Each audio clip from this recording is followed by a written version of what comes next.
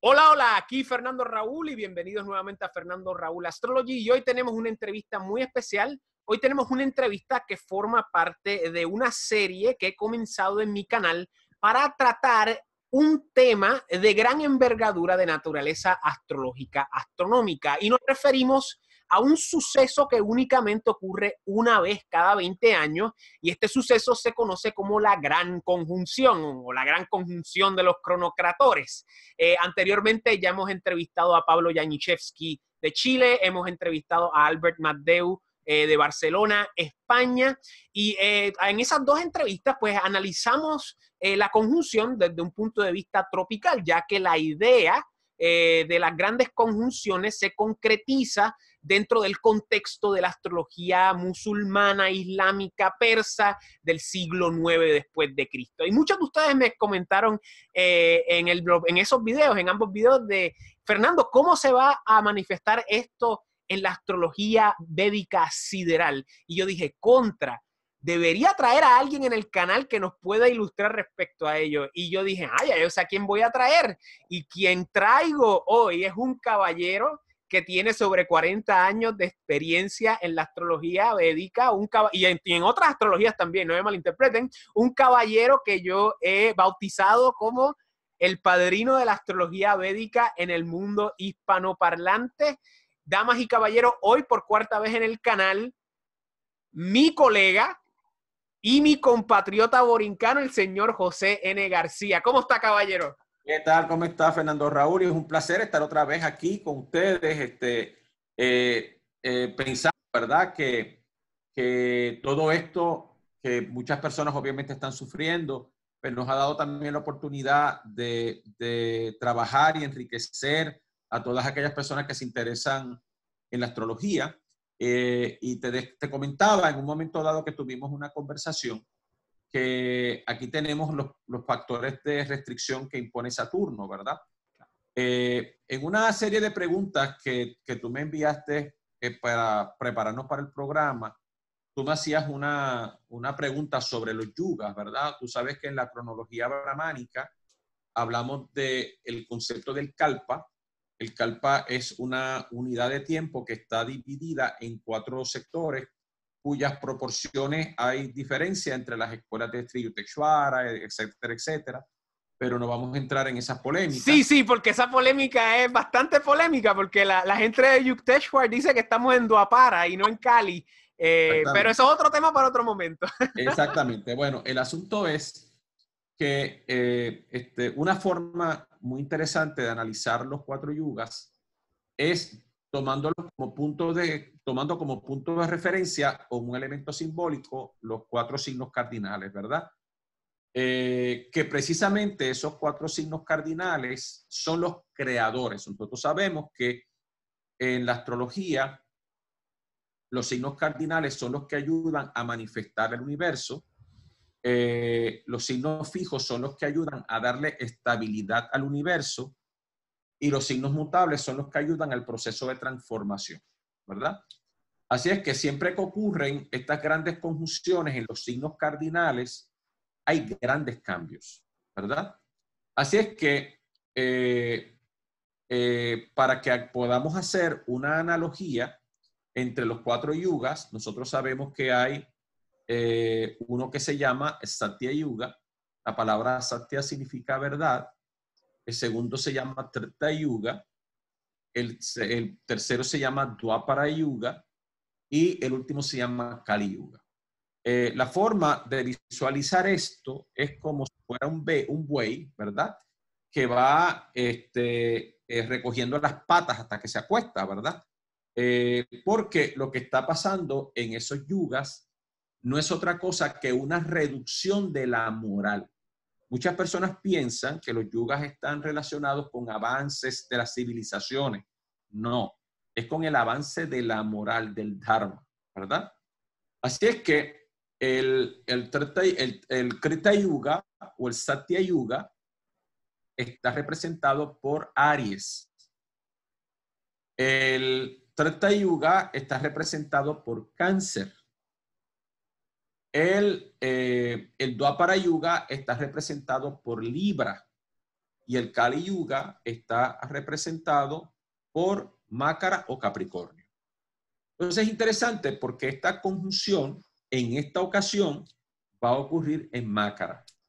Y de acuerdo con algunos autores, los signos de Saturno son signos difíciles desde el punto de vista kármico, porque Shani es el señor del karma, ¿verdad? Saturno es el señor del karma. De hecho, lo que significa la palabra Shani es el que se mueve despacio, ¿verdad? Significa despacio. Ahora, lo interesante de esto es que si nosotros estudiamos lo que pasa en el signo de Capricornio, vamos a entender lo que pasa en el Kali Yuga. Claro. Sabemos que en el signo de Capricornio es el lugar donde Júpiter tiene su caída. Nicha, ¿verdad? Tiene su caída. Y Júpiter representa, primero, Júpiter representa el Di Shakti. Di es la inteligencia, ¿verdad? Entonces, ¿qué ocurre? Que una de las cosas que se reduce durante el Kali Yuga es la inteligencia humana. Y yo decía en una ocasión, Fernando Raúl, que fíjate cómo la humanidad se sorprende cada vez que aparece un niño genio. Bueno, pues porque la mayoría de nosotros somos torpes y brutos. Claro. Si no, no lo estaríamos exaltando, ¿verdad? Lo segundo que se cae o que cae durante el periodo del Kali Yuga es el Dharma. Es el comportamiento moral que se opone al adharma, ¿verdad? La palabra dharma significa lo que sostiene, ¿verdad? Lo que sostiene, no significa religión. Desgraciadamente, uno de los problemas que ha habido en las traducciones del sánscrita al español o a las lenguas occidentales es que se ha querido vincular la palabra dharma con elemento religioso, ¿verdad? Lo cual no tiene necesariamente una relación, ¿verdad? Dharma significa lo que sostiene, así es que el dharma es lo que sostiene la sociedad. O sea, el comportamiento de decencia es lo que sostiene la sociedad. Ahora, por otro lado, la otra cosa importante es que Júpiter rige la paz. Así es que por eso es que se le ha llamado, una de las formas en que se le llama a Júpiter es el príncipe de la paz. Por eso es que cuando Júpiter entra dentro de la constelación de Capricornio o Júpiter se cae, entonces estamos más propensos a la guerra que en otros momentos dados y sobre todo por asuntos financieros, territoriales o de recursos naturales. Porque nosotros sabemos que en la astrología mundana, Capricornio rige las minas y los recursos que vienen de la tierra. De hecho, nosotros sabemos que una de las cosas que ha estado ocurriendo en el mundo durante estos meses pasados es que ha habido una baja, ¿verdad?, en los precios del petróleo como parte de la manipulación que los sauditas están haciendo para afectar precisamente a Rusia, pero ha afectado también a los productores de petróleo en los Estados Unidos y ha desestabilizado el precio del petróleo. ¿Qué ocurre? Que así es que hay una reducción de la paz y la tranquilidad en la humanidad, pero también hay una contracción económica, porque Júpiter representa la riqueza en general. Fíjate que en la astrología mundana, Mercurio rige el flujo del capital, ¿verdad? El flujo del capital. Mercurio rige los mercados bursátiles. Así es que hay una teoría que ha sido estudiada por astrólogos védicos que dicen que la distancia que existe entre Venus y Mercurio en términos de grado puede ser un factor que determine las fluctuaciones en los mercados. Bien, entonces, ¿qué ocurre? Que si Júpiter está o ingresa, ¿verdad? Ingresa en noviembre precisamente a la constelación de Capricornio para prepararse para esta conjunción que la vamos a tener alrededor del 21 de diciembre. Entonces sabemos que esto va a comenzar a generar una contracción desde el punto de vista económico, y de eso vamos a hablar ya mismo. Pero en la constelación de Capricornio, durante el periodo del Kali Yuga, la luna tiene su exilio y la luna es la mente. Así es que una de las cosas que ha generado, que genera el Kali Yuga, es que la mente de los seres humanos no tan solo se corrompe, la luna rige la memoria, pero también fíjate la cantidad de personas, Fernando Raúl, que viven depresivas y que viven medicadas como consecuencia de procesos depresivos causados por el efecto del Kali Yuga. De hecho, durante el Kali Yuga, y eso voy a explicarlo un poquito más adelante, las fuerzas de los planetas maléficos es más fuerte. ¿De acuerdo? Wow. Es más fuerte, ¿verdad? Ahora, les voy a explicar cuál de ellos en particular. Ahora, la otra cosa interesante es que es el lugar de exaltación de Marte. Así es que una de las cosas que crea el Kali Yuga, una vez Júpiter entra en su caída, es que exacerba las fuerzas marcianas, las fuerzas de violencia, ¿de acuerdo? Y por ende hemos tenido durante este periodo del Kali Yuga un aumento en grandes guerras, en grandes batallas. No es que no las tuvimos, porque en el Dwapara Yuga fue el Mahabharata, hace 17,000 años, ¿verdad? Sí. Y antes de eso, en el Treta Yuga, hubo la guerra de Rama contra Ravana, ¿de acuerdo? Entonces, ¿qué ocurre? Que lo interesante de este periodo es que las guerras han sido más fuertes y más crueles. Recuérdense que es el lugar de exaltación de Capricornio, pero también ha habido el proceso de división, ¿de acuerdo? O sea, una de las funciones del planeta Marte es dividir, ¿verdad? Cortar, dividir. Por eso se ha creado un elemento de mayor división. Nosotros sabemos que el Sol no se siente cómodo en Capricornio, ¿verdad? ¿Por qué? Porque es la casa de su enemigo, es la casa de su hijo, con el que él tiene un problema, porque nosotros sabemos que Chani y Surya tienen un problema, porque él no le perdona a su padre lo que le hizo a Chaya, a su madre, ¿verdad? Claro. Entonces, ¿qué ocurre? Hay una enemistad entre padre e hijo, por ende el Sol no se siente cómodo, cuando se encuentra en Mácara, cuando se encuentra en Capricornio. De hecho, en el hemisferio norte es cuando el Sol ha perdido su luz. ¿Por qué? Porque nos encontramos en el solsticio de invierno. El Sol no tiene luz en el hemisferio norte. Ahora, ¿qué ocurre? Que sabemos que el resto de los planetas, por ejemplo, a pesar de que Venus es amiguito de Saturno, pero cuando Venus se encuentra en Capricornio, algunos astrólogos dicen que Venus en Capricornio se ha quemado. Por ende, el amor es más utilitario, más material, es más por las cosas materiales. Cuando se da un matrimonio dentro de los auspicios de Venus en Capricornio, detrás de esa relación hay unas intenciones económicas, ¿de acuerdo? No es el amor de Libra, no es el amor exaltado en Piscis, ¿de acuerdo? Así es que ese es el tema. Ahora, ¿qué pasa? Que los triángulos de la constelación de Capricornio explican aún más cómo es que funciona el Kali Yuga. Porque la casa 9 o el noveno signo a partir de Capricornio es Virgo. Así es que esa es la filosofía del Kali Yuga. En otras palabras, sabemos que Virgo es el signo de la servidumbre. Sabemos que Virgo es el signo de la esclavitud. Sabemos que Virgo es el signo de las condiciones de salud y los problemas de salud. Que Virgo es el signo de la enemistad.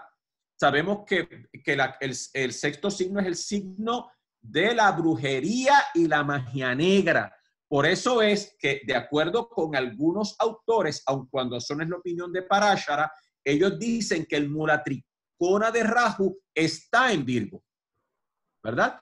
Ahora bien, la otra cosa es que en el signo de Virgo se crean los problemas legales. porque la sexta casa rige las enemistades, los accidentes, la esclavitud, los obstáculos, los problemas legales, y eso es lo que está simbolizado en los aspectos, cómo funciona el signo de Virgo durante el Kali Yuga. Porque lo interesante del caso es que los otros postulados que dicen los astrólogos védicos es que los signos no funcionan igual en los distintos yugas, porque los estados de conciencia de la humanidad no son los mismos.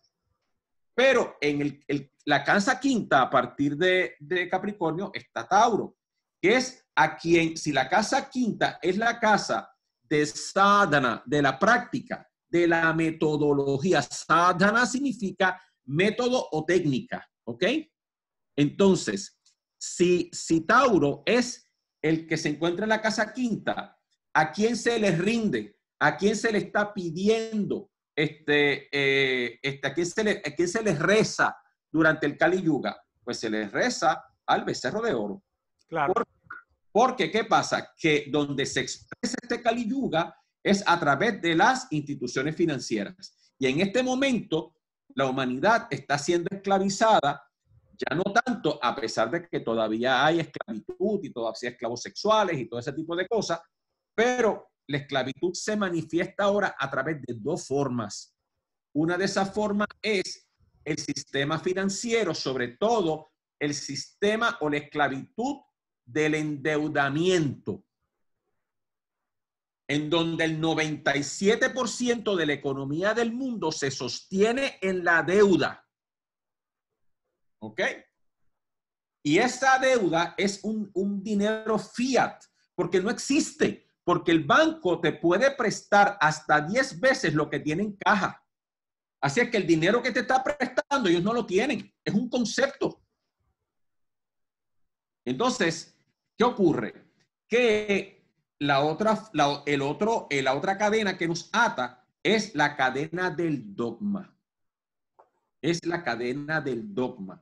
Por ende, estas son las características y por eso es que se resalta la importancia de Capricornio durante este periodo de tiempo. Durante el Kali Yuga es donde Rahu se manifiesta más fuerte.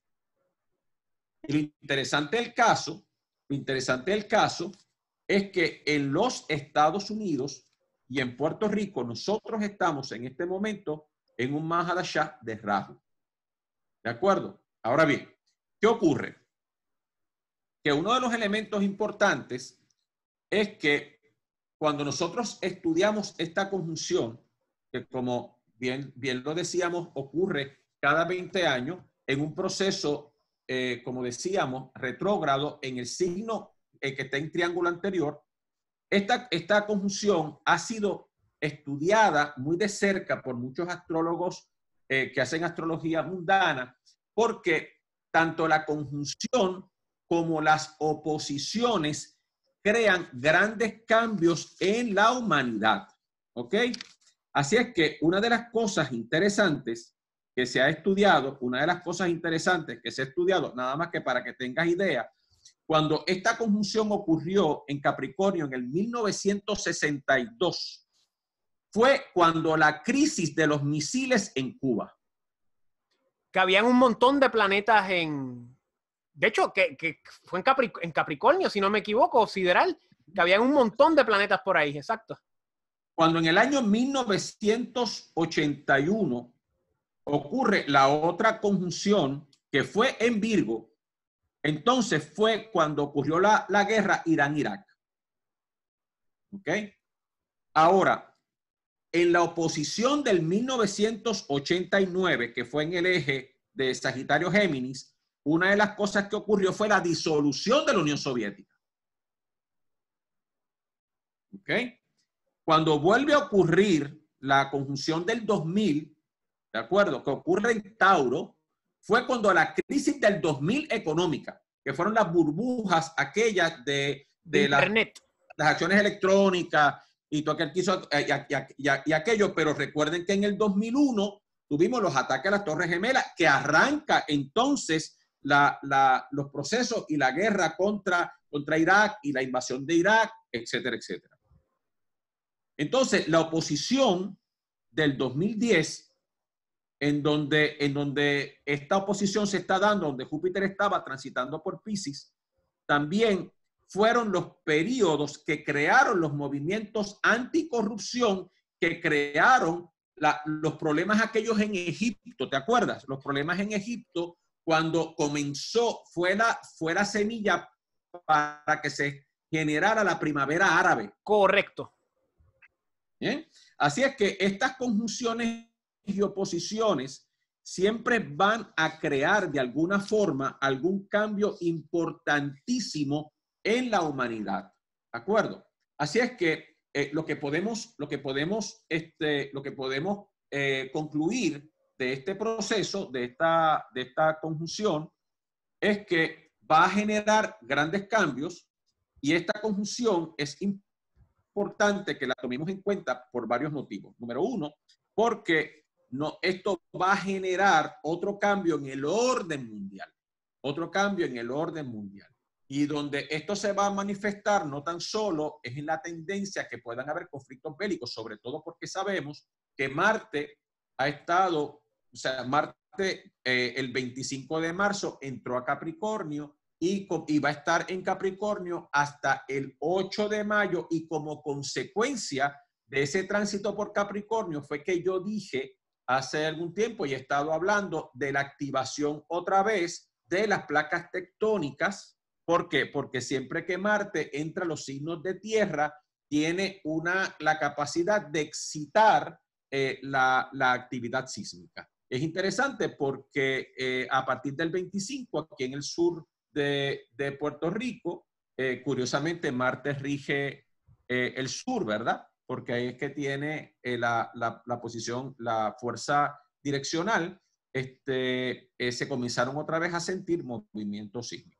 Ahora bien, así que ya vimos cómo esta conjunción, dependiendo cómo se dé, cada 20 años va a crear un proceso de cambio significativo que usualmente genera tensiones, como ya lo estuvimos viendo, las cosas que estuvieron pasando durante estos periodos de tiempo. La oposición crea movimientos en contra de la corrupción, mientras que las conjunciones tienden a crear conflictos bélicos. Ahora, la otra cosa que es importante es que una de los análisis que se han hecho a través de distintos astrólogos, ¿verdad?, es que esto va a generar no me gusta utilizar la palabra reseteo, ¿verdad?, porque esto es un anglicismo, pero por lo menos un replanteamiento de la economía del mundo. Sabemos que hay un proceso, una conjunción que se va a estar dando, no tan solo Júpiter-Saturno, sino que sabemos que desde el punto de vista sideral, Plutón está en Capricornio, ¿de acuerdo? Y esa triple conjunción de Júpiter, Saturno y Plutón, que yo he repetido en varias ocasiones en distintos programas, en distintas entrevistas, en los seminarios que nosotros damos anualmente, que los antiguos maestros de la India utilizaban los planetas transaturninos, y que la forma en que se le llamaba a Urano era Shweta, ¿de acuerdo? Era Shweta, y que la forma en que se le llamaba a Neptuno era Shama, y que la forma en que se le llamaba a Plutón era Tibra. Y esos son los tres nombres con los que se le llaman estos planetas en el Mahabharata. Ahora bien, entonces, ¿qué ocurre? El trabajo de Plutón es romper las estructuras. Destruir, claro. Es romper las estructuras. Y por eso es que se ha hablado de que la tendencia de este periodo de tiempo, sobre todo porque Capricornio representa todo lo que implica estructuras, ¿verdad? El rompimiento de las estructuras financieras. Sabemos que en este momento hay un movimiento pendular,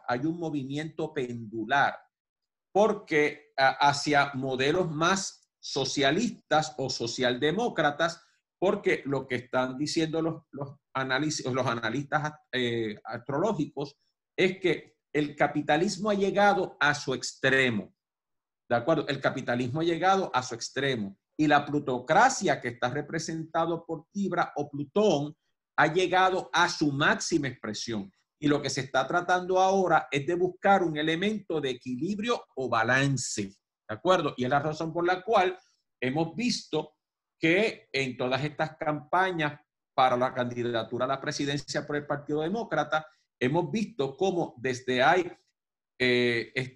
candidatos que son conservadores de derecha dentro del mismo Partido Demócrata, pero hemos visto también una facción con unas tendencias más socialistas, como es el caso de Bernie Sanders, como el caso de Alexandria Ocasio-Cortez, etcétera, que se están moviendo hacia un modelo más socialista que eventualmente va a traer una tendencia de centro.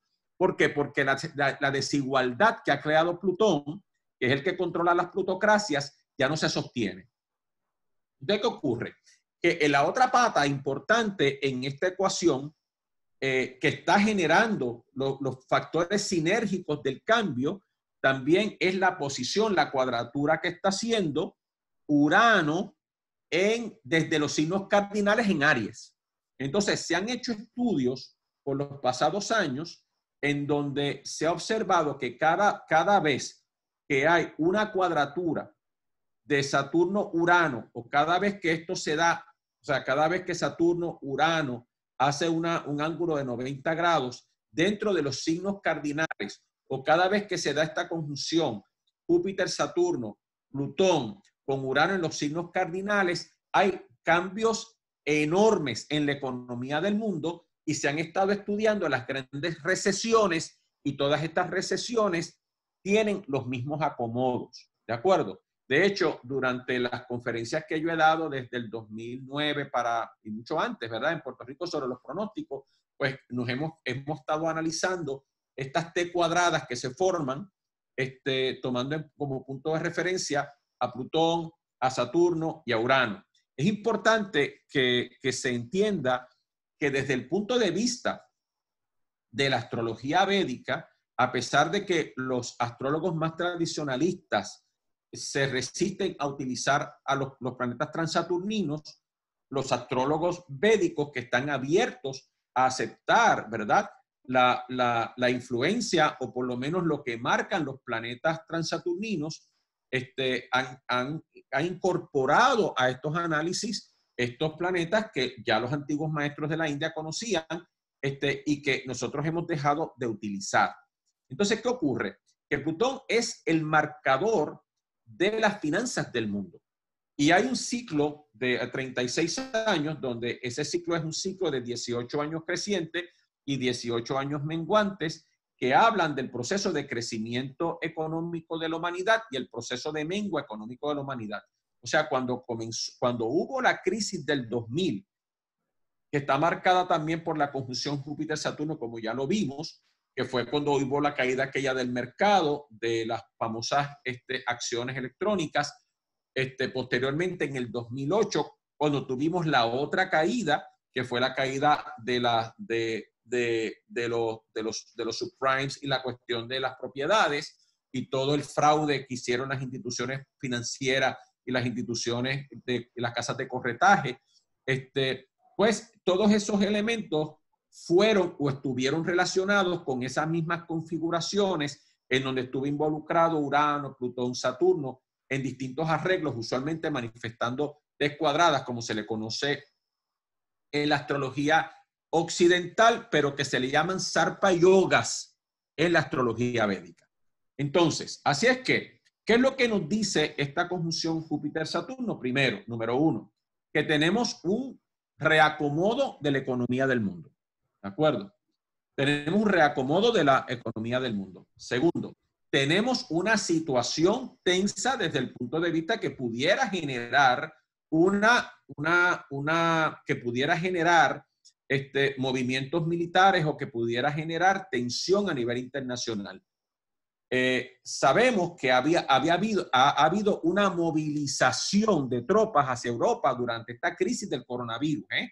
O sea, habría que ver por qué en Europa se han movilizado tropas, ¿de acuerdo? Porque se han estado movilizando tropas hacia Europa durante este periodo en donde la humanidad básicamente ha estado guardada y ha estado pasando por esta crisis. Pero al mismo tiempo sabemos que Estados Unidos comenzó a hacer movimientos hacia Venezuela ¿de acuerdo? Y nosotros habíamos dicho en una de las conferencias anteriores que debido a que el ascendente de Venezuela es Virgo, donde se han estado dando los eclipses, es en la casa décima a partir del ascendente del país, que ustedes saben muy bien que inmediatamente tiene un impacto sobre el gobernante del país. Así es que estamos viendo todavía los nodos de la luna van a estar en el eje Géminis-Sagitario hasta el 4 de noviembre. Así es que todos los eclipses que han estado incidiendo en este eje Sagitario-Géminis han estado afectando directamente, en el caso de Venezuela, a la estructura de gobierno de Nicolás Maduro, pero simultáneamente esto va a generar o puede generar una tensión. Claro, ya Rusia se retiró. Así es que en este momento ellos no tienen la protección que en un momento dado Rusia le dio, movilizando no tan solo fuerza militar o tropas hacia Venezuela. Y el problema está en que el ambiente de la conjunción para que pudiera generarse elementos de conflicto. Sabemos muy bien que si nosotros utilizamos el criterio de que el ascendente de los Estados Unidos es Leo, como dice K.N. Rao, etcétera, etcétera, pues entonces donde esta conjunción estaría ocurriendo sería en la casa sexta, ¿ok? Sería en la casa sexta. Pero Sanjay Rath dice que en el caso de los Estados Unidos, la teoría de Sanjay Rath y del param de Sanjay Rath es que cada 144 años se debería recalcular la carta del país, así es que eso pondría a los Estados Unidos con un ascendente en Escorpión. ¿De acuerdo? Así es que donde estaría ocurriendo esa conjunción sería en la tercera casa, que lo pondría en tensión con las fronteras. Claro. Porque esa tercera de la carta mundana son las fronteras. Y ya sabemos que haya habido bronca con toda la situación que creó el presidente de los Estados Unidos, con el cierre de la frontera, con las cuestiones migratorias. De hecho, los planetas que rigen los asuntos migratorios son los nodos de la luna, porque son los que implican las fronteras, ¿de acuerdo? Son los factores limitantes. Así es que sabemos que se está cuajando un ambiente de alguna forma u otra. Esta situación del petróleo obviamente va a afectar económicamente a los Estados Unidos, aparte de lo que el coronavirus ha hecho. Y se sabe que esta conjunción, que cada vez que hay una conjunción Júpiter-Saturno, y sobre todo si esta conjunción afecta, o por ejemplo en el caso de personas que tienen a Júpiter en Capricornio, esto siempre marca una crisis económica, el comienzo de una crisis económica. Se sabe que y una de las cosas que se sabía era que a partir de esta conjunción, alrededor del 21 de diciembre, comenzaría una recesión que duraría hasta el 2023. Hasta el 2023. Lo que pasa es que todo este tema del coronavirus lo que ha hecho es adelantar el proceso. Este cierre de los comercios lo que ha hecho es adelantar la recesión. Y es la razón por la cual había tanta prisa de parte del presidente Trump de querer inmediatamente abrir el país, con lo que esto puede implicar en términos de muerte. ¿Verdad? ¿Por qué? Porque sabemos que Estados Unidos ha registrado mucho más casos de lo que registró China, ha registrado más muertes de las que registró China y ya sobrepasó los números de Italia y de España, que eran los países que estaban liderando negativamente, ¿verdad?, este proceso del coronavirus. Entonces, esto va a tener un impacto económico en la economía del mundo, porque este coronavirus ha afectado económicamente a todo el mundo, afectó económicamente a China, a toda Europa, ¿de acuerdo? Ha afectado, entre otras cosas, la industria del turismo, todo lo que tiene que ver con las líneas aéreas, ha afectado todo lo que tiene que ver con la industria de los alimentos en el mundo. Así es que todo este tipo va a tener una repercusión y lo que ha hecho esta crisis del coronavirus es que aceleró un proceso que se debería de manifestar a partir del 21 de diciembre, que era cuando se marcaba el proceso del comienzo de la recesión por la conjunción Júpiter-Saturno.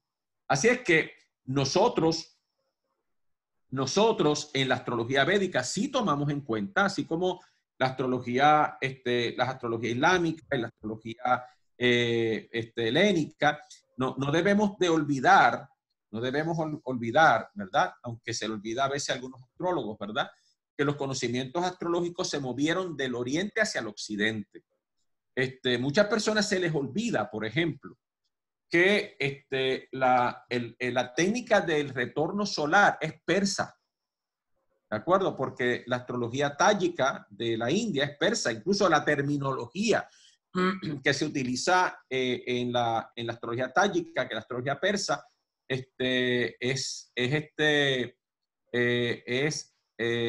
terminología es persa. Toda esa teoría de los Sahaman, que es lo que en la astrología occidental se le llaman las partes de la fortuna, que en la India hay 50, tú sabes.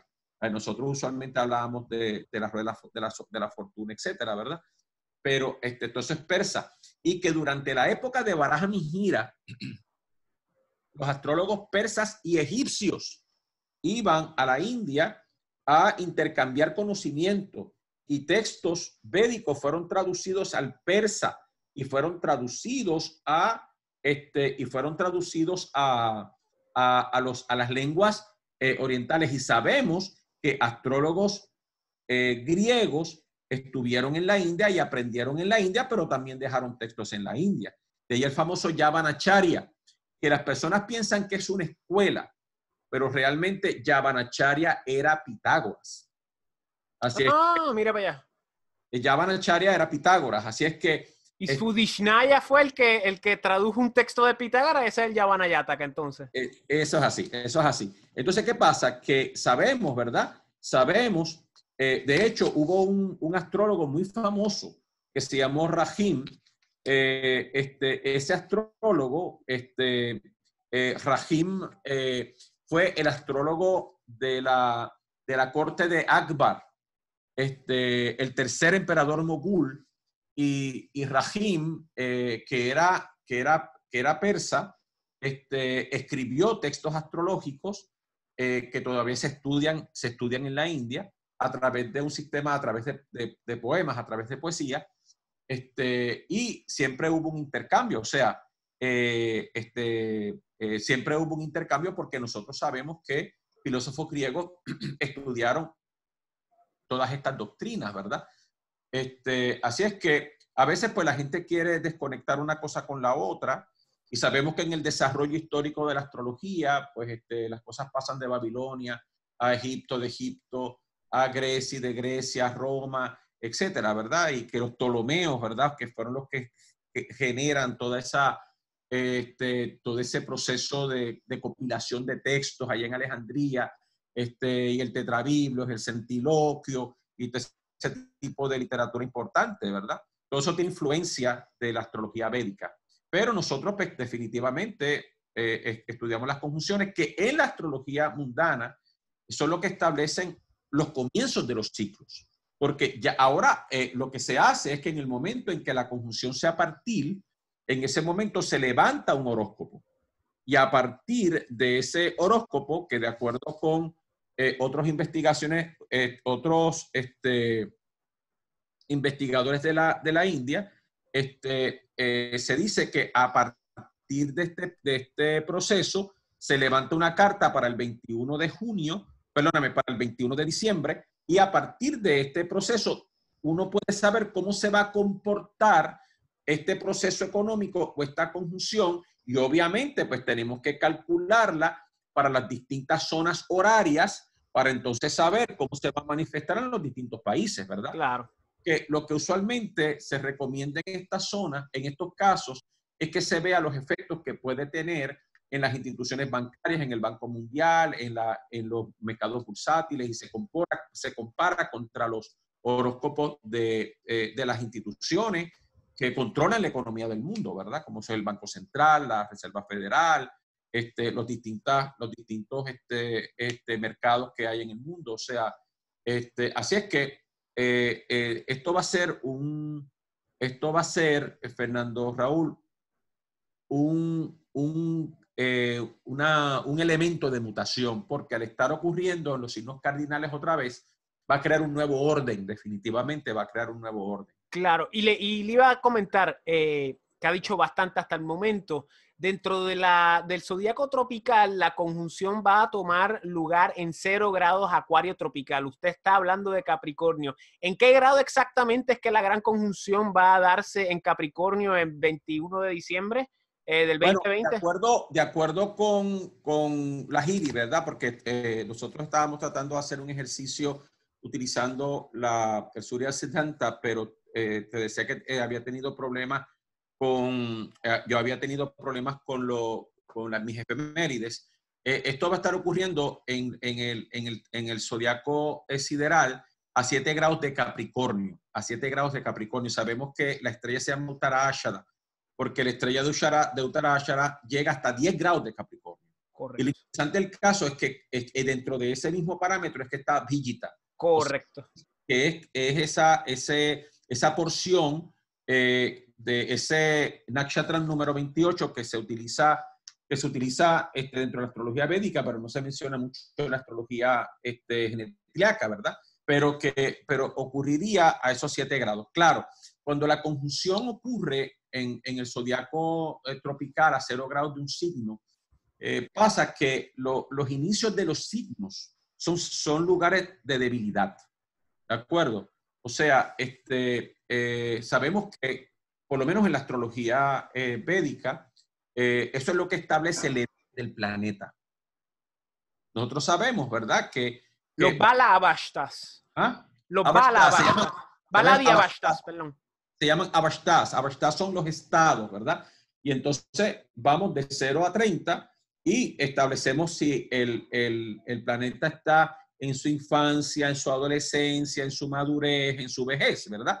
Y debido a ese mismo principio del Avashta, es que se establece el concepto del Atmakaraka, porque el planeta que tiene más grados es el más antiguo, el más viejo, el que representa el Jivatman, ¿verdad?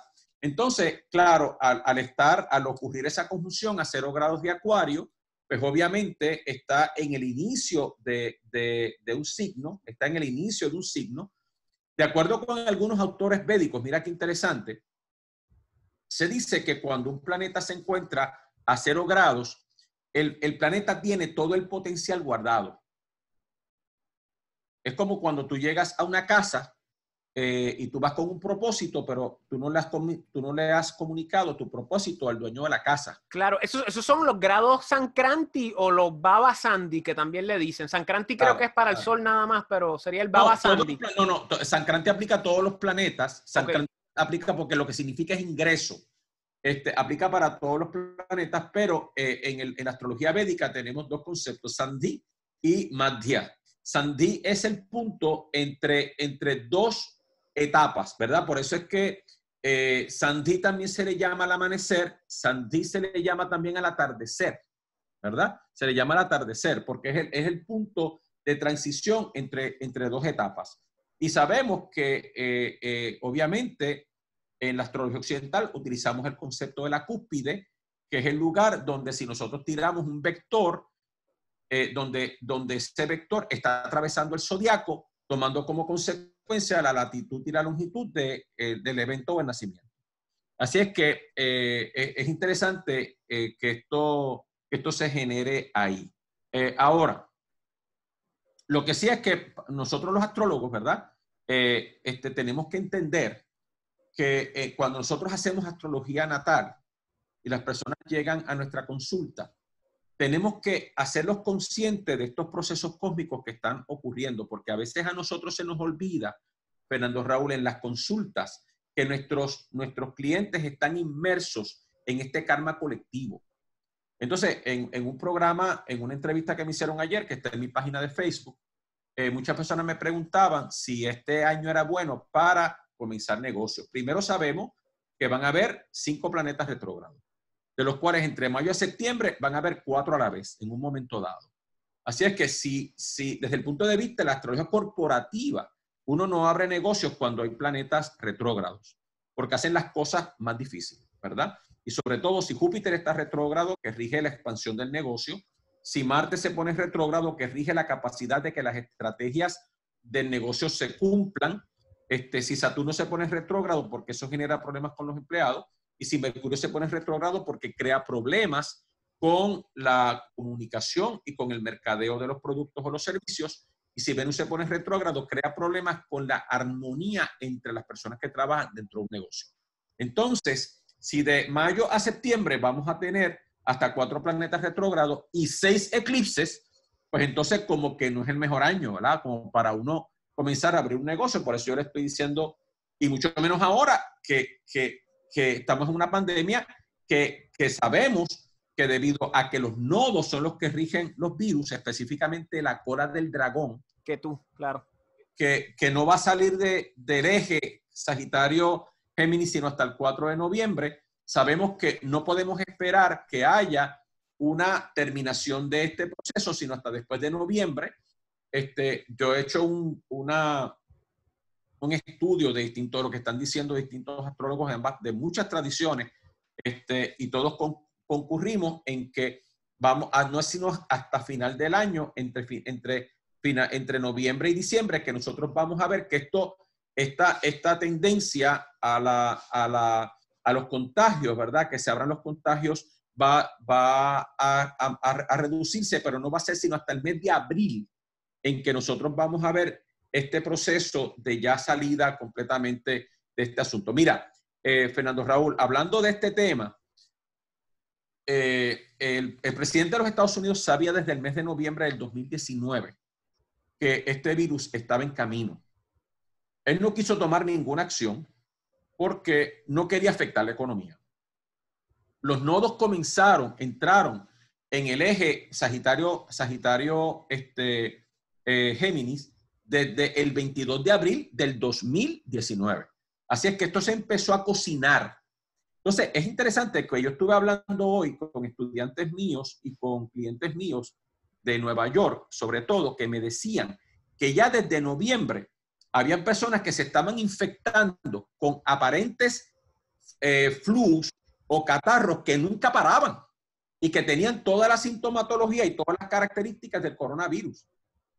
¿De acuerdo? Entonces, es muy probable que ya desde el mes de noviembre ya se estaban infectando personas en ciudades que estaban recibiendo pasajeros y residentes de China, ¿verdad? Que viajaban, o personas chinos que residen en Nueva York y que probablemente ya la gente se estaba infectando. Y una de las personas con quien yo hablé hoy, que es un médico, me contó que en su oficina hubo un contagio en noviembre y que pacientes de él infectaron a las secretarias y que personas que son sus pacientes murieron en Nueva York de condiciones similares al coronavirus en el mes de noviembre. Entonces, ¿qué ocurre? Que lo interesante del caso es que este año es complicado, no tan solo por la conjunción Júpiter-Saturno, no tan solo por la retrogradación de los planetas, no tan solo por el número de eclipses que se van a manifestar durante el año, sino porque nosotros no vamos a tener la posibilidad de arrancar nada, a no ser que usted se dedique a vender máscaras de protección y ¿sabes? que a la misma vez, y disculpe que le interrumpa, que a la misma vez ilustra cómo estos movimientos y estos tránsitos no son del todo fatales, porque siempre hay algo en que se beneficia, o sea, siempre hay, que ahí entra la idea del Ashtaka-Varga, la idea de cómo el Ashtaka-Varga a veces, el Ashtaka-Varga se utiliza para medir tránsitos, ¿verdad?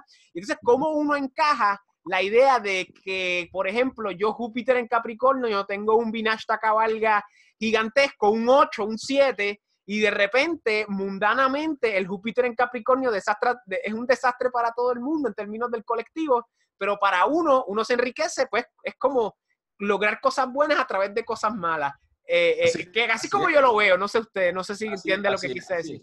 Así es. Pero lo interesante del caso, pues hay gente hay senadores republicanos que han hecho un montón de dinero en la bolsa de valores. Estaban los que están trabajando en los comités de inteligencia, ¿verdad? Que sabían que tenían conocimiento interno sobre el movimiento del virus y se saltaron. Uno hizo 4 millones, otro hizo 5 millones, tú sabes. Así normal, que otro día más. Pues, tú sabes, ese es el asunto, ¿eh? Pero ese es el Kali Yuga. Claro. Y es muy interesante porque usted hizo la analogía de la vaquita y usted dijo que se recostaba, pero yo había visto, y no sé si en el Shrivan Bhagavatam, que supuestamente es que le cortan las patas. Y Sí, que sí, le cortan una pata, después la segunda, después la tercera, y el Kali Yuga no tiene patas. exacto, sí, esa es otra versión, así es.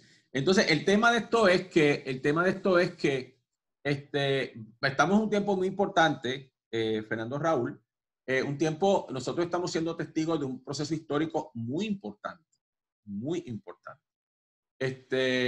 Lo interesante del caso es que este proceso va a redefinir la economía del mundo. Habíamos estado hablando en un momento dado de Narasimha Rao, de PV Narasimha Rao,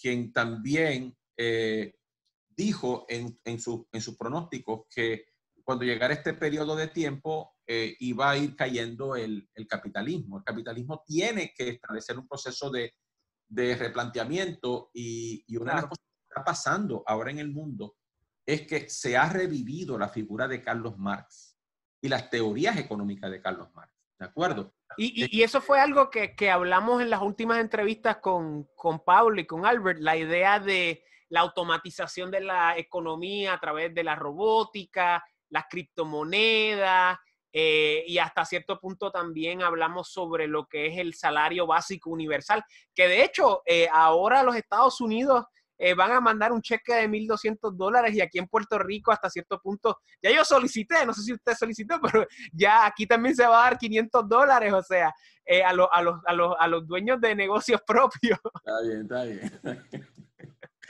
Eso está bueno para chicles. Sí, exacto. Por eso, para alguien con poca experiencia como yo. Claro, claro, no, está bien, o sea, eso está bien. Lo que pasa es que, pues, como te decía, o sea, estamos viviendo y por otro lado, yo entiendo, ¿verdad?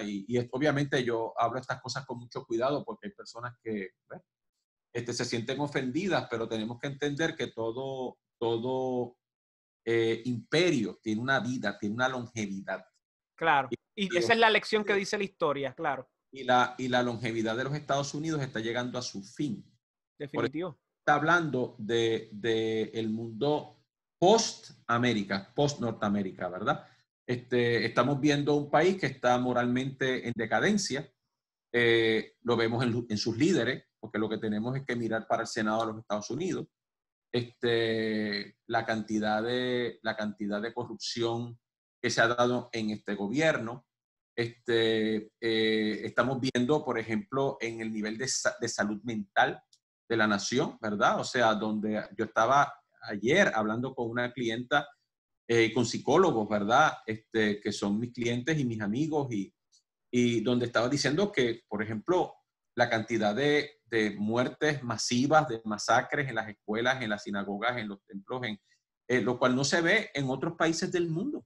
Eso es cierto. La salud mental, donde un montón de millones de personas están sufriendo adicciones a opioides y a drogas legales como consecuencia del proceso de deterioro mental. Y eso es una de las cosas que Sanjay Rath habla en un momento dado. Por eso es que él justifica el ascendente en Escorpión. Y es interesante porque hay otros astrólogos védicos de las tradiciones del sur de la India que también plantean el hecho de que Escorpio puede ser el ascendente de los Estados Unidos, y que esto es lo que está justificando todo este proceso de corrupción que se está viendo, y otra vez la vuelta al racismo y al divisionismo y a los procesos discriminativos. Y esto, pues, obviamente es una de las señales del proceso de terminación de un ciclo, de un imperio.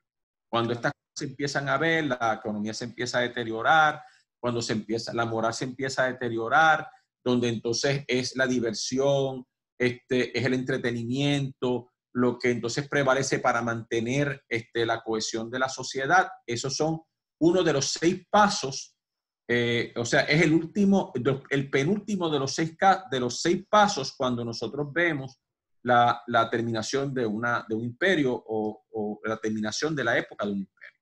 Claro.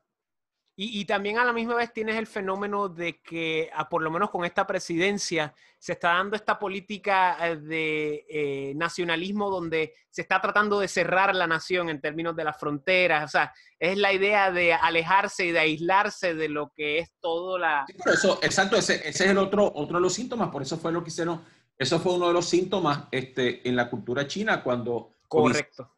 cuando comienzan a amurallarse, ¿verdad? Porque cuando tú amurallas a un país, lo eximes del insumo cultural, ¿de acuerdo? Del enriquecimiento cultural que le da los procesos migratorios, ¿verdad? Pero el amurallamiento, como yo te decía, las características de Raju, ¿de acuerdo? Raju rige las fronteras y todo lo que, por ejemplo, por eso es que cuando Raju está en la casa 12 del horóscopo de una persona, la persona se va a vivir al extranjero. ¿Ves? Cuando Ketu está en la casa 12 del horóscopo, la persona se va a vivir al extranjero. Ah, ese soy yo. Yo tengo Ketu en 12, así que quizás me voy para el extranjero en algún momento. Contra Muy José. bien. Bueno, hermano, ¿tienes preguntas? ¿Tienes preguntas? Hasta el momento, pues estoy absorbiendo todo lo que está diciendo, que es muy interesante y a la misma vez una perspectiva muy enriquecedora en relación a este fenómeno. Usted estaba hablando de la idea de cómo los signos cardinales tienen que ver con la yuga y le había mencionado esto anteriormente, pero es la idea de que si hicimos este ejercicio de ver el tricona, de Prithvi tricona en términos de los signos de tierra, en términos a cómo aluden a Kali Yuga, pues lo mismo podemos hacer con el Agni Tricona en relación a Satya Yuga, también podemos hacer el mismo con el Tricona de agua en relación al Tetra, y también podemos hacer lo mismo con el Tricona de aire en relación Mira, una de Dwapara, otra de las características del Kali Yuga es el siguiente, mira qué interesante. Cuando el Kali Yuga comenzó, las mediciones de los tiempos cambiaron. Entonces, en el Kali Yuga, el día empieza a las 12 de la noche. En el Satya Yuga, ¿verdad? O sea, nosotros, ¿cuándo el día comienza? El día comienza los primeros minutos después de las 12 de la noche. Correcto, dentro de nuestro calendario y nuestro sistema de mantener el tiempo, claro. Exacto. En el Satya Yuga, el día comienza al amanecer. Como son las horas planetarias, por ejemplo, exacto, sí. En el Treta Yuga, el día comienza al mediodía. Claro, hace sentido. Y en el Dwapara, al atardecer. Dwapara Yuga, en el atardecer, y en el Kali Yuga, en la medianoche. Claro. O sea que estamos en el peor momento. Y entonces, ¿qué pasa? Que también de la misma manera, el año comienza en el Kali Yuga, en el solsticio de invierno, en vez de en el equinoccio de primavera. Como hace hoy en día, que básicamente 9 o 10 días después del solsticio de invierno tenemos nuestro año nuevo dentro de lo que es el calendario gregoriano. Claro. Sí. Así es que ese es el asunto. Así es que todo eso ha generado, y tú sabes que hay un texto de la escuela gnóstica valentiniana, en donde Jesús dice en el Pistis Sophia, que el gran pretencioso alteró intencionalmente las fechas. ¿Se refiere al demiurgo? No, se refiere al líder de las fuerzas oscuras. ¿Qué sería? Esa es la gran guerra, es el Star Wars que todo el mundo sabemos, pero nadie quiere hablar en público. El demiurgo, el asunto es que obviamente pues nosotros hemos tenido unas alteraciones en las fechas, unas alteraciones en la fecha, y por eso es que yo he tenido, y una vez creo que nosotros lo hablamos en una entrevista, yo tengo mis reservas con respecto a los sistemas de numerología, porque los comienzos de los procesos calendáricos están basados en elementos que son a veces medio arbitrarios o que están relacionados con tradiciones religiosas, tú sabes, que no tienen necesariamente que ver con elementos cósmicos. Por eso es que, de acuerdo con las teorías helenísticas de la astrología, esas grandes conjunciones que ocurrían, sobre todo en los primeros grados de Aries, marcaban el gran año, ¿verdad? Correcto. El gran año. Entonces, eso es más lógico, ¿de acuerdo? O sea, el medir los tiempos a partir de las conjunciones es más lógico que nosotros utilizar un concepto tan arbitrario como que el 1 de enero comienza el año, cuando realmente no hay ningún criterio astronómico que lo marque. Que eso es algo que yo he hablado con otras personas, porque, por ejemplo, el año chino, el año nuevo chino comienza con,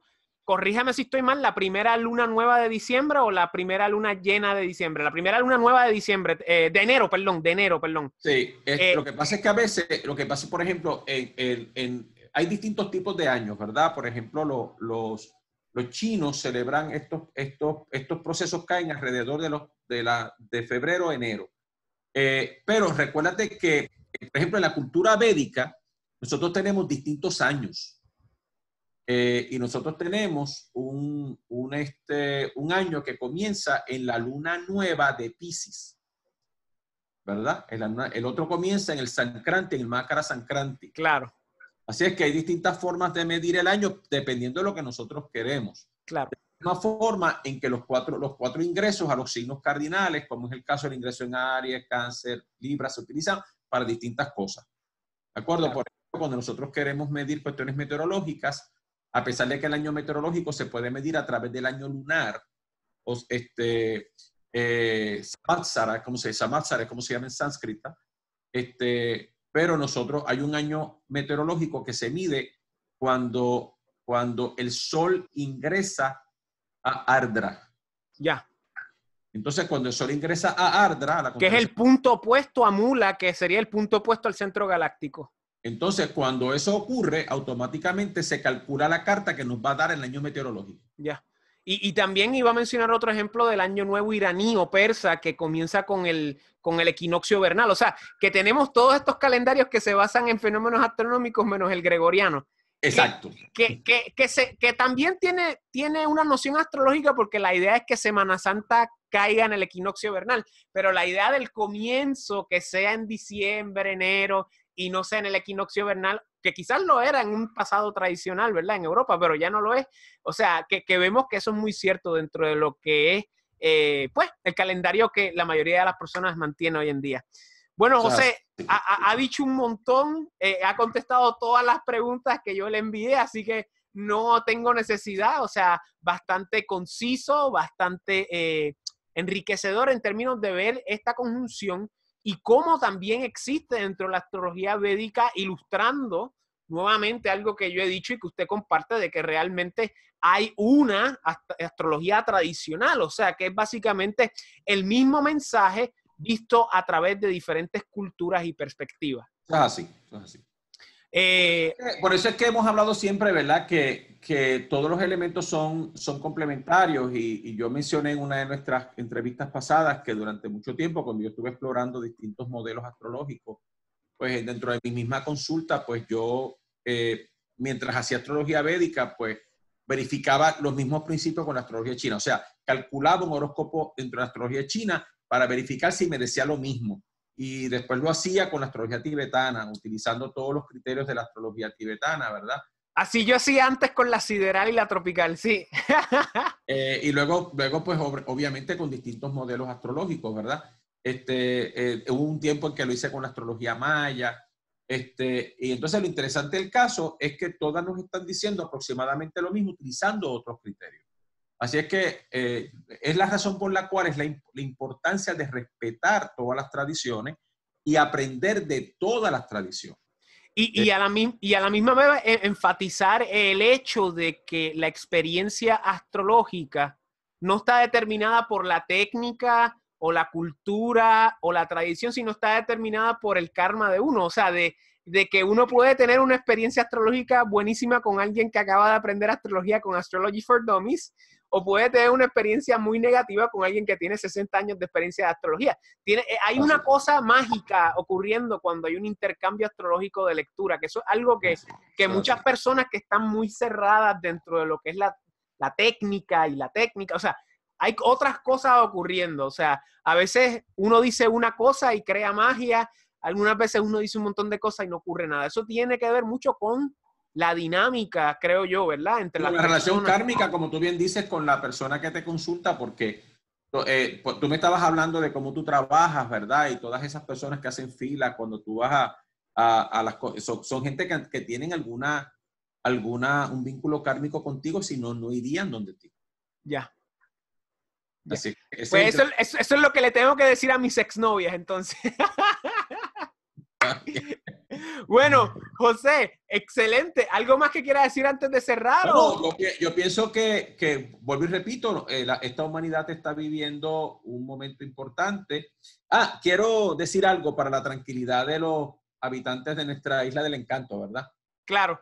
Tú sabes que cuando Júpiter ingresó a Sagitario, siendo en el horóscopo que nosotros utilizamos, estoy utilizando ahora de Puerto Rico, que es el que tiene un ascendente en Sagitario sobre en Libra, Júpiter está protegiendo la isla. Es la razón por la cual en los procesos que vimos a principio de año con los terremotos, a pesar de que hubo 8,000 refugiados y 800 estructuras destruidas, tuvimos muy pocas bajas. Hubo un solo muerto, tengo entendido.